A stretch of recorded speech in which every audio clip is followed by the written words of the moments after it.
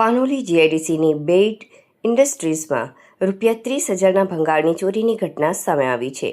બંધ પટેલ કંપનીને નિશાન બનાવી રાત્રિના અંધારામાં તસ્કરો હાથફેરો કર્યો હતો. જૂના કોપર કેબલ અને વાયર ચોરીની ઘટનાના 1 મહિના બાદ પોલીસ ફરિયાદ નોંધાઈ હતી. પોલીસ સૂત્રો પાસેથી મળતી માહિતી મુજબ આ ચોરીની ઘટના ગત તારીખ 24 એપ્રિલના રોજ રાત્રિના આશરે 11 વાગ્યાના અરસામાં બની હતી. પાનોલી જીઆઈડીસી ખાતે આવેલી બેઇટ ઇન્ડસ્ટ્રીઝ કંપનીને તસ્કરોએ નિશાન બનાવી હતી.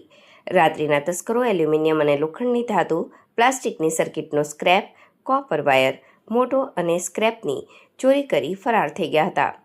આ ઘટના અંગે કંપની વતી માર્શલ સિક્યુરિટીના એડમિન હેડ સૌરભ ધર્મેન્દ્રસિંહ ધારુક દ્વારા ગત રોજ 21મી મે 2026ના દિવસે પાનોલી પોલીસ મથકમાં સત્તાવાર ફરિયાદ નોંધાવાઈ હતી.